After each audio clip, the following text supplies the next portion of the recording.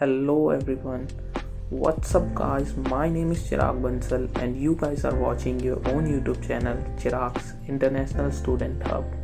So in today's video, I am going to share the process to get student visa in Canada and also approximate money required in each step.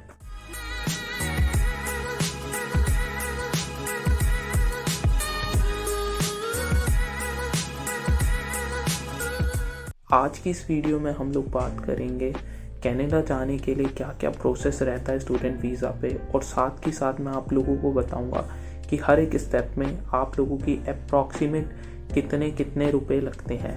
अगर आप लोग Canada जाने का सोच रहे हैं तो आप लोग के पास जो सबसे पहली चीज़ होनी चाहिए पूरे प्रोसेस को स्टार्ट करने के लिए, वो है आप लोग का पासपोर्ट।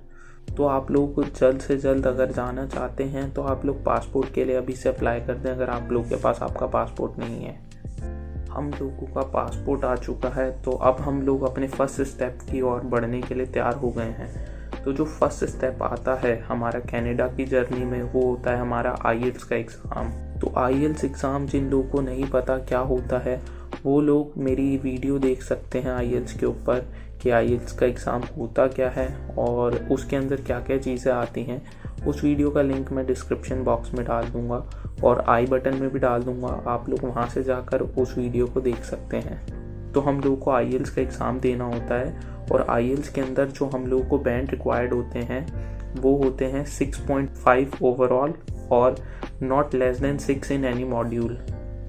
बाकी ये डिफ़र करता है कॉलेज टू कॉलेज।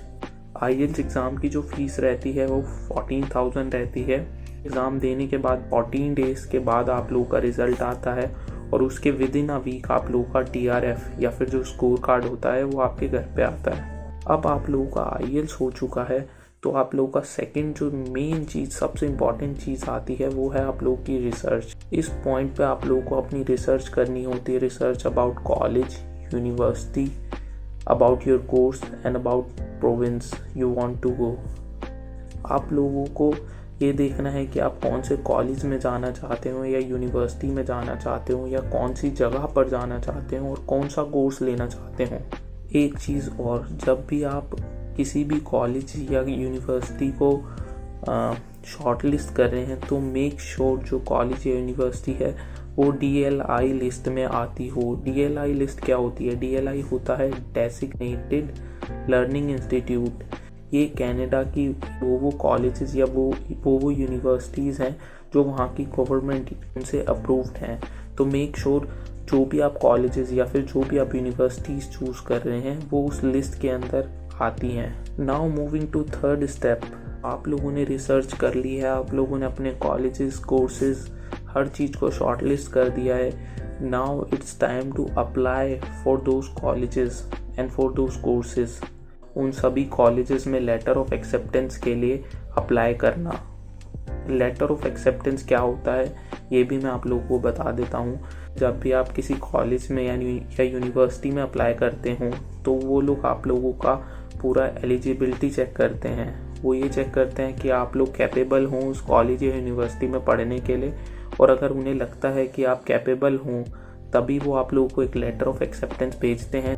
यूजुअली जो आपका लेटर ऑफ एक्सेप्टेंस है वो 1 to 2 मंथ्स या 1 to 3 मंथ्स में आ जाता है, और उसकी जो फीस रहती है, उसके जो चार्जेस रहते हैं वो डिफ़र करते हैं कॉलेज टू कॉलेज।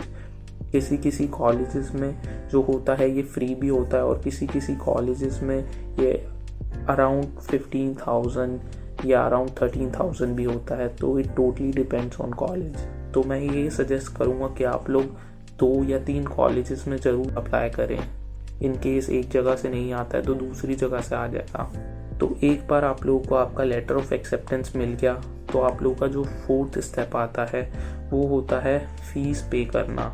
एक साल की जो फ़ीस होती है वो 14,000 to 16,000 कैनेडियन डॉलर होती है। अगर इसे मैं इंडियन करेंसी में कन्वर्ट करूं तो ये approximately 8 lakh to 10 lakh rupees होती है। और ये जो मैं फ़ीस बता रहा हूँ ये कॉलेज की है, यूनिवर्सिटी की फ़ीस थोड़ी महंगी होती है। Now moving to fifth step, आप लोगों ने अपनी कॉलेज फ़ीस पे कर दी है। अब आप लोगों को अपना GIC पे करना होता है। GIC क्या होता है? GIC होता है गारंटीड इन्वेस्टमेंट सर्टिफिकेट। जैसे आप लोग कनाडा जा रहे हैं तो आप लोगों को कुछ ऐसा फंड अपना शो करना पड़ता है अपने बैंक अकाउंट में, जो आपको कनाडा जाकर वो लोग खुद ब खुद डिस्पेंस करेंगे धीरे धीरे करके, जिससे जब भी आपको ज़रूरत हो और आपके पास जॉब ना हो, आप उस फंड को यूज़ में लेकर सरवाइव कर सकते हैं। तो जो GIC रहता है वो रहता है 10,200 कैनेडियन डॉलर्स का, जिसमें से 200 जो कैनेडियन डॉलर्स रहते हैं वो बैंक के चार्जेस रहते हैं। तो अगर इन्हें हम इंडियन करेंसी में कन्वर्ट करें तो ये approximately 5.5 lakh to 6 lakh rupees बैठते हैं। Now the 6th step, medical. एक बार आप लोग का GIC हो गया, उसके बाद आप लोगों को अपना मेडिकल कराना होता है। मैं GIC के बाद मेडिकल क्यों कह रहा हूँ? क्योंकि मेडिकल की जो वैलिडिटी होती है वो 1 ईयर की होती है। तो अगर आप मेडिकल पहले करवाएंगे और इन केस आप लोग का थोड़ा वीज़ा डिले हो गया तो आपको मेडिकल दोबारा कराना पड़ सकता है। तो मेडिकल आप कोशिश करें GIC के बाद कराएं। जब आप लोग का GIC हो जाएगा उसके बाद आप लोग को मेडिकल करवाना है, आप लोग को अपॉइंटमेंट लेनी है, उसके बाद आप लोग को वहाँ विज़िट करना है। और जो इसके चार्जेस होते हैं वो 5,000 to 6,000 इंडियन रुपीज़ में होते हैं। अगर आपके हाथ पे टैटू या फिर आपकी बॉडी पे टैटू है तो उसके अलग से चार्जेस होते हैं। The 7th step is visa application. आप लोगों का ट्यूशन फीस हो चुका है, GIC हो चुका है, मेडिकल हो चुका है। अब आप लोगों को अपना वीज़ा फाइलिंग कर रहा है या वीज़ा के लिए अप्लाई करना है। वीज़ा एप्लीकेशन में जो चार्जेस लगते हैं वो लगते हैं 13,000 to 14,000 रुपीज़, और इसके अंदर ही आप लोगों का बायोमेट्रिक फ़ीस भी इंक्लूडेड रहता है। जब भी आप वीज़ा फाइलिंग करेंगे उसके थोड़े टाइम बाद आप लोगों को बायोमेट्रिक का डेट मिलेगा, और बायोमेट्रिक के डेट के बाद से जो यूजुअली पहले वीज़ा का डिसीज़न का जो टाइमिंग रहता था वो रहता था अराउंड 2 to 3 मंथ्स, बट अब ड्यू टू दिस पैंडमिक वो टाइम जो लिमिट है, टाइम लिमिट ख़त्म कर दी गई है। कोई भी टाइम लिमिट नहीं है, बस आप अपना वीज़ा के लिए अप्लाई करो और वेट करो। Now the last step, 8th step, आप लोगों का वीज़ा भी आ चुका है। अब जो आपका सिर्फ एक प्रोसेस या फिर एक स्टेप रहता है वो है डिपार्चर। तो डिपार्चर में 2 चीज़ें आती हैं हम लोग की, एक तो फ़्लाइट टिकट और दूसरा शॉपिंग। तो शॉपिंग का यहाँ पर मैं अप्रॉक्सीमेट मान के चल रहा हूँ 60 to 70,000, और सेम ही मैं इतना ही फ़्लाइट का मान के चल रहा हूँ 60 और आई गेस 70,000। बट फ्लाइट का आप लोगों का चेंज भी हो सकता है। अगर आप लोग लेट फ्लाइट टिकट करवाओगे तो it can also cost you around 1.5 lakh rupees also, और जल्दी करवाओगे तो आपको और सस्ती पड़ जाएगी। बट यहाँ पर हम अप्रॉक्सीमेट बात कर रहे हैं या एवरेज की बात कर रहे हैं तो अराउंड 70,000 मान लेते हैं। डिपार्चर के केस में भी मैं आप लोगों को एक टिप देना चाहूँगा, और वो टिप ये है कि जो आप लोगों के डॉक्यूमेंट्स हैं उनको आप लोग उनका एक अलग से फ़ोल्डर बनाएं अपने पास, वो फ़ोल्डर को अलग से रखें। प्लस जो आपके सब डॉक्यूमेंट्स हैं उन सब डॉक्यूमेंट्स को स्कैन करके अपने सेल फोन में या फिर अपने जितने भी डिवाइसेस हैं उनमें ज़रूर स्टोर करके रखें। तो आई गेस आप लोगों को पता चल गया होगा कनाडा जाने का प्रोसेस क्या रहता है, और यहाँ पर आप लोग देख रहे होंगे पूरा स्टेप और उसके आगे उसका अमाउंट। तो आप लोग टोटल कर सकते हैं कितना आता है।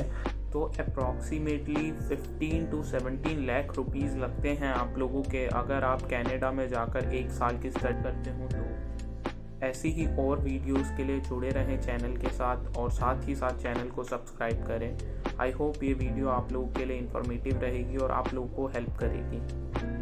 Thank you.